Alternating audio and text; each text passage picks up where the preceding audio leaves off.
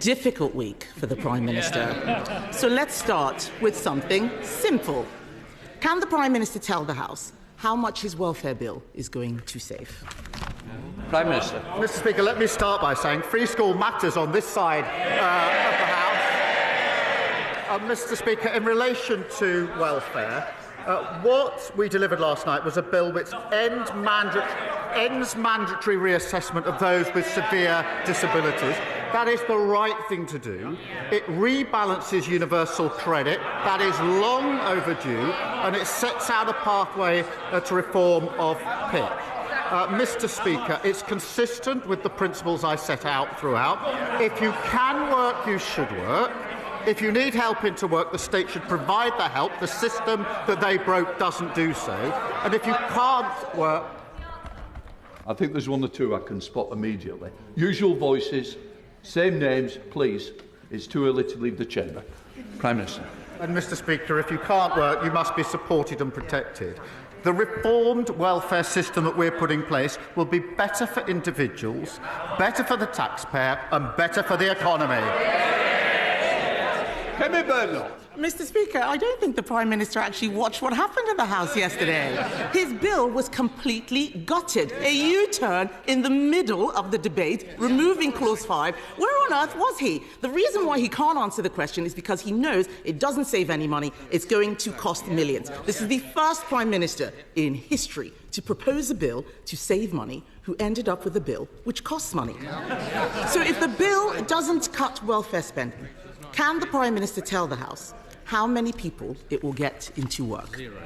Well, Mr. Speaker, I'm glad she asked that because it gives me the opportunity to say we've already started changing the job centres and investing in support back into work. The Trailblazer scheme, which is doing exactly what she asked me, which is getting people back into work. The bill last night will help people back into work, and of course the Timms review is ongoing.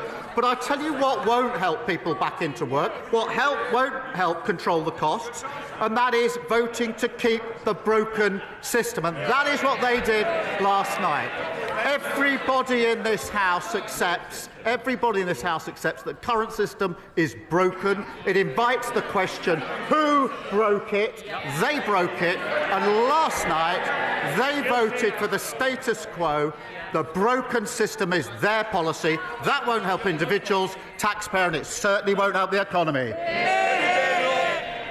Mr. Speaker, I'll tell him what we did on welfare.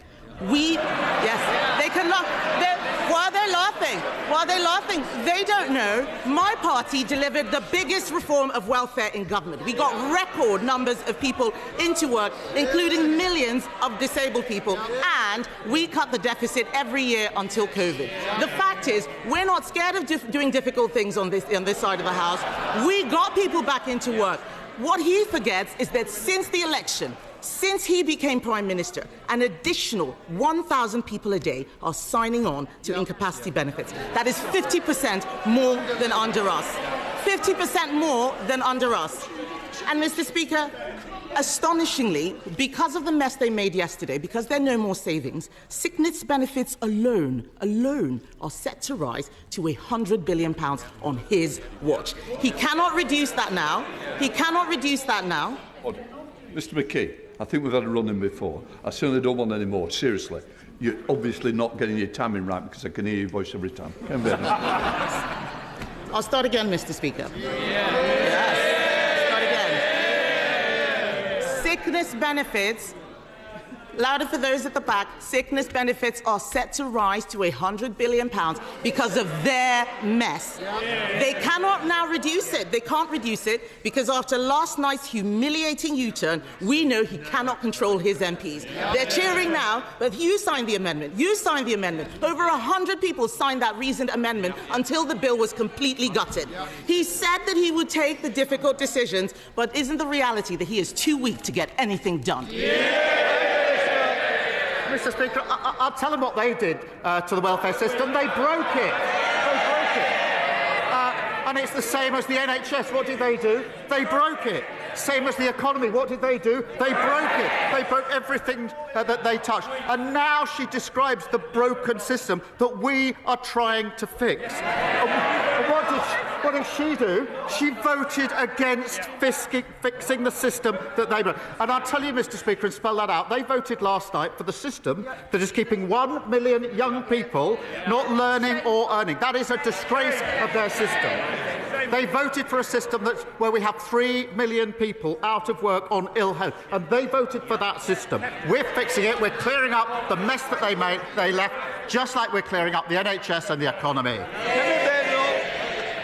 He's got some brass neck. Has he read the papers this morning? Has he read the papers this morning? That bill will achieve nothing. It is a pointless waste of time and is absolute proof that he doesn't have a plan. Let me tell the House what's going to happen.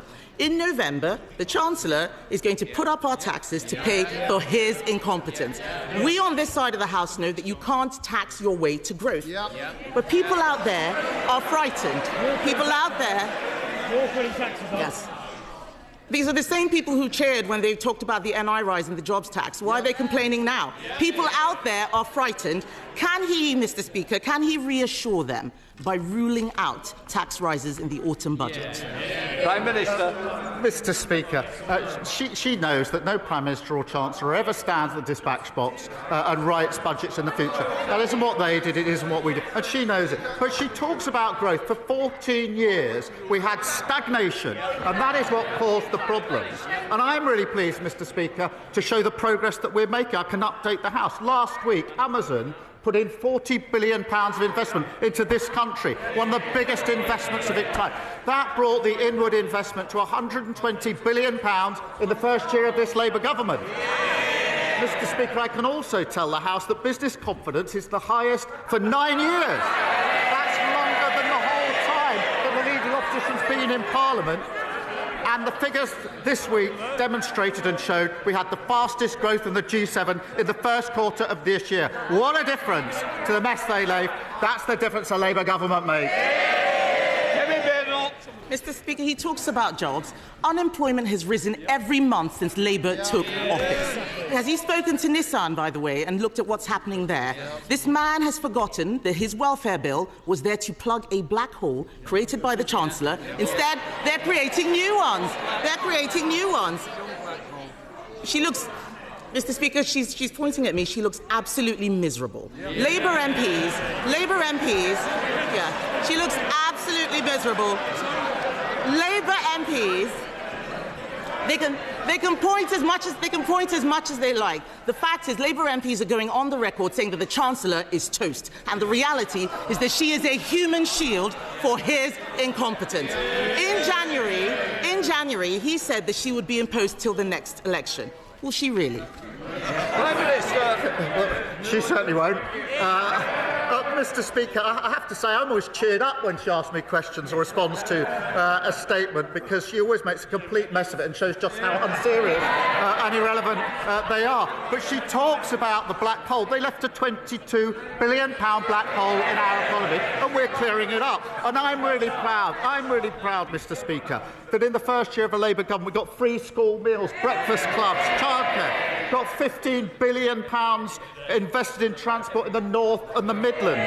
With cutting regulation, planning and infrastructure is pounding forward, building 1.5 million homes, the biggest investment in social and affordable housing, and of course, Mr. Speaker, the 3 trade deals. Remember the ones that they couldn't get, including the US trade deal. On Monday, those tariffs came down. That secured the jobs at JLR. That's who we care about on this side of the House. How awful for the Chancellor that he couldn't confirm that she would stay in place. Yeah. He talks about this year in office. This week marks the first anniversary of Labour coming into office. And let's have it. Yes. The whips can't get them in the lobbies, but they can get them to cheer at the right time. Yeah. The fact is, his own MPs are saying this government is, and I quote, incoherent and shambolic. That's Liverpool Wavertree that said that. I could go on and on. But the fact is, it's been mistake after mistake after mistake. There is no plan to get people into work. There is no plan to cut the welfare budget. There is no strategy. There is just a series of humiliating U-turns like winter fuel, like grooming gangs. Mr. Speaker, what's really shocking is that every other party in this House voted for even more welfare spending yesterday. Yes, those MPs behind him and the Lib Dems and Reform The Conservative Party believes that this country needs to live within its means.